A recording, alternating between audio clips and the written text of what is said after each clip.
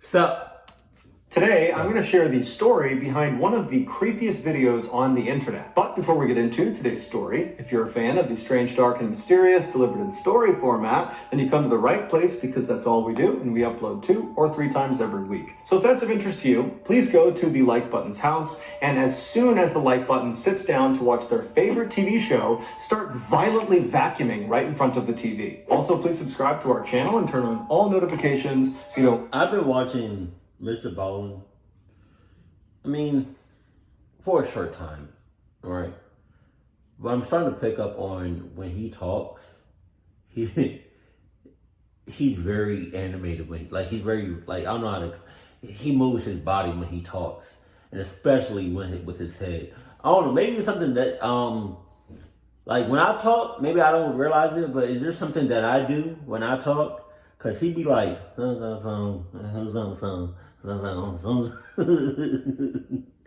just something that I picked up on.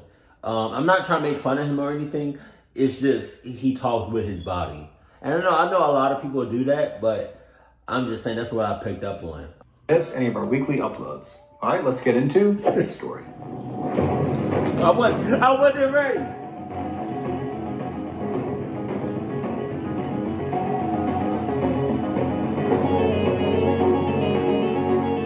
In the summer of 2013, a middle-aged man named Frank pulled into a tiny town in Nevada called Kingston. Kingston, which is home to less than 100 people year-round, is so small and desolate and cut off from the rest of the state and really the rest of the country that they don't even have stoplights. It's basically just a collection of a handful of buildings like a laundromat and a saloon that are surrounded on one side by this huge mountain range and on the other just open desert. At the time, there were really only 2 reasons you would find yourself in Kingston, Nevada.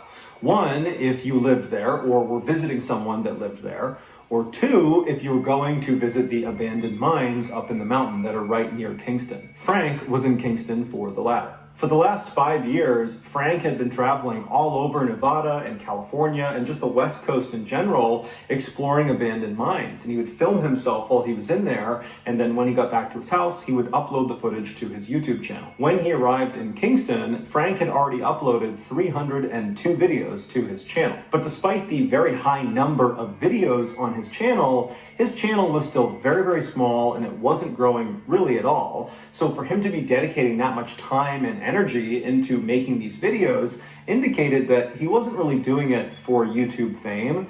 He was doing it because he had a passion for exploring these mines, and he wanted to share it with the few people that subscribed to his channel. And when you look through the first 302 videos on his channel, that passion of his really comes through. He always knows the history of the mine he's about to go into, and when he goes inside, if he finds machinery or pieces of equipment that have been left behind, he immediately knows what they are, and he speaks about them with relative sophistication. He has this lingo that sounds like he understands mines on a really granular level. So when Frank arrived in Kingston in 2013, as far as we know, the only reason he was there was just to do what he always did, which is go explore a couple of cool mines, film it, and then put it on his channel. Except this time, Frank's adventure into these mines right outside of Kingston would be cut short by something he just could not explain. However, he captured it on film, and it's terrifying. The 2 mines that Frank was intending to visit were the Victorine mine and the Horton mine. The Horton mine was constructed first in the late 1970s, early 1980s, and when they built it, they expected it to be a gold mine, but there was no gold inside. So they constructed another mine about 900 feet above where the entrance to the Horton mine was. They built this other mine, and inside of that mine, there was gold. This second mine they built was called the Victorine mine. When they built the Victorine mine, they bored this massive hole right outside the entrance to the Victorine mine that went straight down 900 feet directly into the mountain, and this big hole they drilled went right into the Horton Horton mine. This was on purpose. They were basically building the equivalent of a laundry chute, except instead of tossing laundry down it, they would toss the ore they drilled from inside the Victorine mine. They would drop it down the chute. It would fall 900 feet all the way to the Horton mine, and that would save them from needing to carry all of this ore all the way down the mountain. Basically, it was a shortcut for the ore. And in the Horton mine, they built this huge conveyor belt system so that anything that came off of the chute would land at the beginning of this conveyor belt, and it would get brought all the way outside of the mine where workers could process it and bring it to town. Finally, in 1989, the Victorine mine ran out of gold, so they permanently shut down that mine as well as the Horton mine. These two mines were located about 4 miles to the west of Kingston's town center. And so when Frank pulled into town, he moved to the western side of town and then found the access road that would bring him out to these mines. And so he just drove on this road that basically shot straight towards this huge mountain range. And after traveling about 4 miles, he reached this very sharp right turn that basically went straight up a mountain. And at this point, there's no more pavement on the road. It's a very narrow trail. It's hard to see. And so Frank would have parked his car, grabbed his camera and his equipment, and begun walking up this mountain. After quite a while, Frank would have passed a couple of run-down old cabins that were kind of overgrown. These cabins were used when these mines were in operation. They helped service the workers while they were out there, but since the mines were abandoned, so too were the cabins. And so when Frank got to these cabins, that would have meant he was very close to the entrance to both of these mines. Frank first went to the Victorine mine, which would have been very easy to spot because right outside of its small entrance was this huge piece of what looked like scaffolding, and that was actually the opening to this huge chute that shot down 900 feet to the Horton mine below. So Frank goes to the Victorine mine and he has a look around, but either Frank didn't film his time inside of the Victorine mine or he just didn't upload it because there's no video of him actually going into the Victorine mine. His camera is turned on this particular day when he's left the Victorine mine and he's walked all the way down to the entrance of the Horton mine. And so we see this video, it opens up with the camera pointing at the entrance to the Horton mine.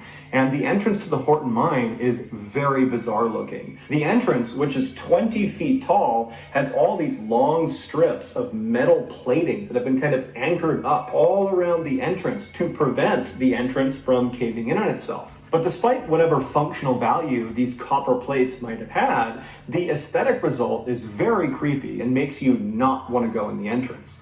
Also, because this mine had been shut down, there's a big gate right in front of this already very foreboding entrance that warns people to not go inside. But Frank seems totally unaffected by this and just...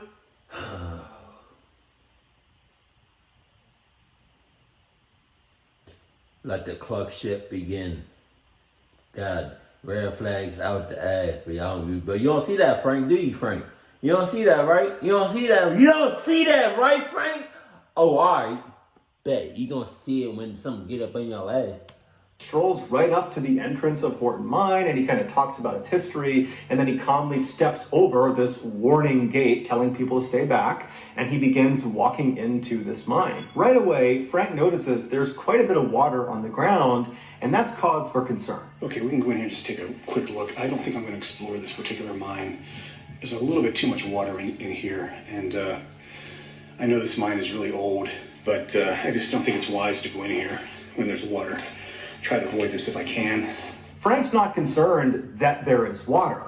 It's that the water might be stagnant water. In these abandoned mines, there can be poisonous gases that accumulate, and when there is stagnant water, those gases get absorbed into the stagnant water. And so if Frank were to step into one of those puddles of water, he would release those gases from the water, the so-called bad air, and that can actually be deadly. But as Frank is standing there wondering if he should proceed, he looks down off to the left side, right inside the entranceway, and he notices there's some footprints. So somebody must have come in here recently, and so Frank decides, you know what, I'll go a little bit further in, I'll just be really careful of the water. Frank makes it about 10 feet inside of the entranceway when he lifts his camera up and he looks straight down into the mine, and you get your first look at really what the inside of this mine looks like. And right away, you notice there's this yellow kind of collapsed looking tubing that's hanging down from the ceiling, and that's the old air filtration system. And then when Frank moves maybe another 5 or 10 feet farther into the mine, you see in addition to this air filtration system, there's also all these metal chains that are just kind of dangling from the ceiling, and they're all over the place. And both the tubing and the chains seem to extend all the way into the tunnel out of view. Those chains were previously used to hold up the conveyor belt that stretched the entire distance of this mine, which is 600 feet long. They held that conveyor belt up, which carried all of the ore from the chute out of the mine. Even though Frank has seen similar setups in other mines he's been into, he would say on camera that there's just something really off about this mine, that it was really sketching him out, and he wasn't really sure if he should keep going. Yeah, this looks pretty sketchy. I'll go a few feet further in and check it out, but I think I'm going to pass on this one. He would later reflect on that feeling he had inside of the mine, and he would say, you know, it felt like there was somebody else in that mine watching him. It was just very, very uncomfortable. And so as Frank is debating whether or not he should continue, just based on this kind of bad vibe he was getting, he looks down and notices there's actually running water now. Before at the entrance, it was stagnant, but now he can see the water inside of this mine. It's not stagnant, it's running, and so the risk of breathing in any bad air is pretty much gone, meaning this mine is relatively safe. But despite this supposedly positive development for Wait someone... a minute, wait. If the water wasn't running, went from, he was like, at like, you know, towards the outside of the outside of the mine, but now he's kind of like in the mine, you know, further into it, and now it's run. Wouldn't that send off a red flag? What if somebody's doing that? What if somebody's making the water flow? Wanted to explore a mine, Frank is still not sure if he should continue. This is one of the creepiest mine tunnels I've ever been in, just because of how dilapidated it is and all these chains hanging down from the overhead, and there's a shot looking down the tunnel even further, But despite his apprehension, Frank ultimately decides, you know what, he'd come this far, I'll just go a little bit farther. And so Frank makes it to about 100 feet into this mine when he turns around and he films the opening, the entrance to the mine, which is all lit up with sunlight. And he films it kind of to give the audience a sense of just how far he had come into the mine. And so then, after filming the entrance, he turns the camera and he films back down towards the back of the mine, towards the actual end of the mine. Now, at first, you don't see anything unusual. You just see the chains, and it looks kind of like it had for the first couple of minutes of this video. But then, Frank pulls his flashlight out and he shines it down the hall. looking down the tunnel here.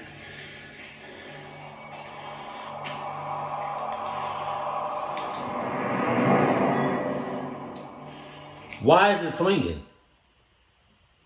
You got all of that. You got all of that.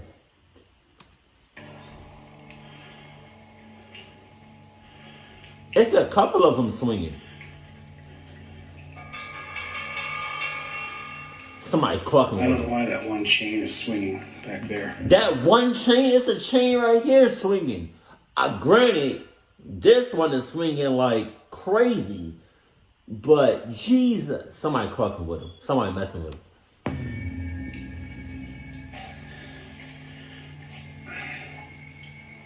As we saw, Frank's initial reaction to this swinging chain is speechlessness, and then just sort of this weird statement of fact that he's like, I don't know how that chain is swinging. And then after staring at this chain and even zooming in on it, trying to kind of figure out what he's looking at, Frank eventually would just turn off his camera, turn around, and leave very quickly. And when he got back to his house, he uploaded this video to his channel with virtually no context. He just said, this is what I saw inside of the Horton mine, and nothing happened. It didn't go viral. It isn't like everybody went crazy when they saw this footage. Instead, I think his audience, they saw this video and didn't really know what to make of it. And then very quickly, his audience and Frank just kind of forgot about it. And Frank got back into making his kind of traditional videos. Then, about a year later, the YouTube algorithm kind of noticed this Horton mine footage that he had uploaded back in 2013, and it went crazy viral. And immediately, this video was put under the microscope by YouTube personalities, by TV personalities. I mean, everybody was just kind of taken aback by this footage. And what was determined fairly early on was the actual video itself was authentic. Frank really did film a swinging chain in the Horton mine in Nevada. The question became, who swung the chain? There are many people that believe Frank swung the chain, and this is all just one big hoax, and they point to some of his newer videos after this video went viral, where it appears that Frank is kind of actively going out to find paranormal activity versus just going out and exploring mines. And so they point to that and say, look, he's looking for this stuff. This can't be authentic. This video has to be fake. But others say, look, Frank is just a guy who likes going into mines and he films the inside of these mines. He's been doing it for years and years, and he just happened to be in one when something unexplainable happened, and he happened to catch it on film. And the only reason he began kind of actively looking for paranormal activity after it went viral is because kind of overnight his channel exploded, and he suddenly had hundreds and hundreds of thousands of subscribers that all came from that swinging chain video, and they all wanted the same thing: more swinging chain videos, more paranormal content. And so, seeing a great opportunity, Frank went out and began looking for paranormal content. That's why most I feel like there's a very, very big difference between you not looking for paranormal activity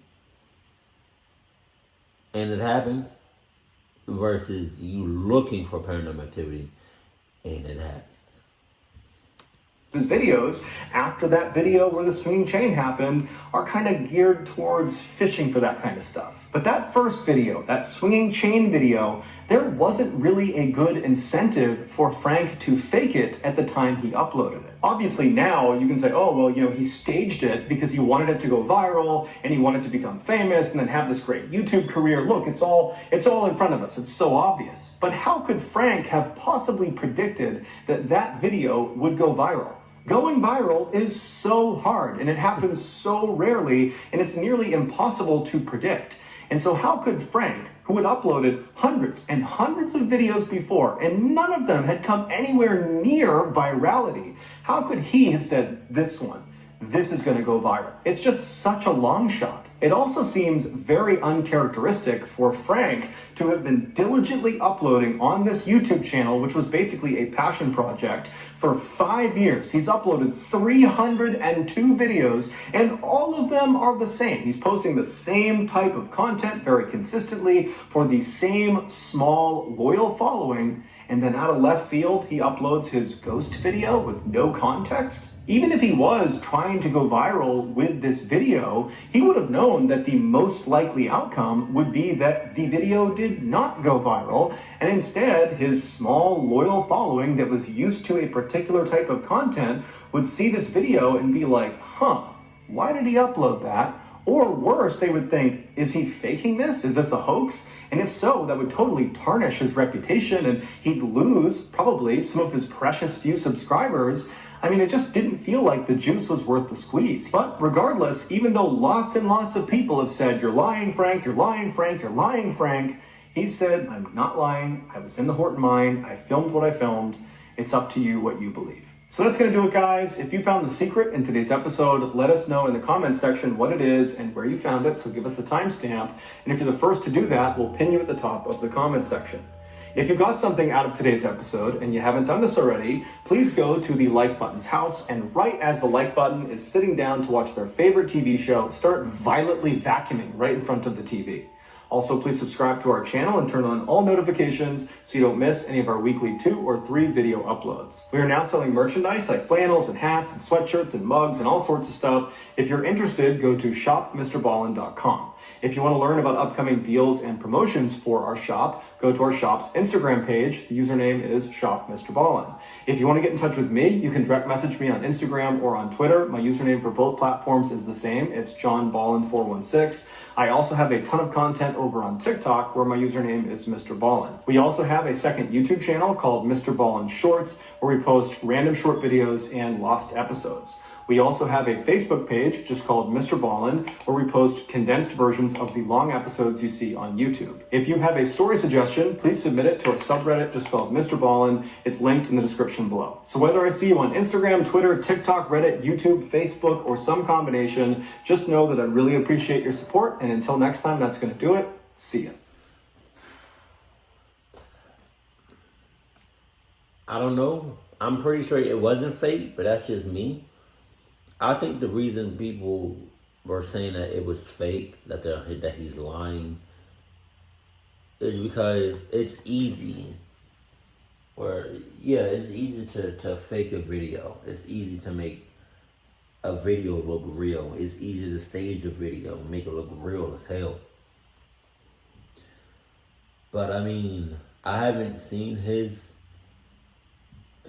any of his other. I don't even know he existed or anything like that. So that being said, I never even went to his channel before. Because of Mrballen, this is how I know about Frank and like that video and stuff. But other than that, I mean, based on what Mrballen said and the footage and information that we got from Frank's channel, I don't think he was lying. But he's never, like, that's besides the point. What is the point is, that video was creepy as shit, and I'm glad he got out of there quickly and safely, because I felt like something or somebody was watching him and ready to attack and get up in his ass. But that's just, like, I don't know how to feel about that. And after, truth be told, if I was Frank and I experienced that in the mind, I wouldn't just go immediately start looking for paranormal activity. I'm gonna just keep that by itself. I'm not with that. But hey, man, how do y'all feel? Just let me know in the comment section below. I don't think it was fake, but you know, I think the only person that would know if it was faked or not, if it was staged, is Frank. But I don't think it was. Keep it cool, keep it classy, and I love you, stay happy. My family.